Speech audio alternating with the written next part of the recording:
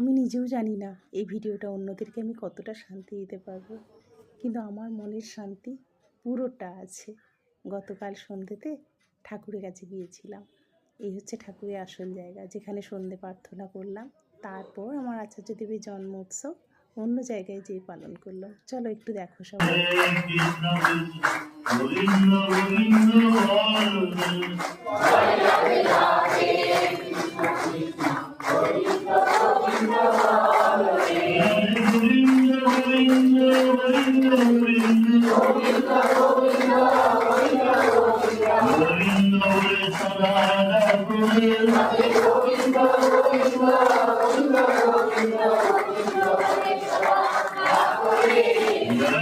কত মানুষের ভিড়, তাই না?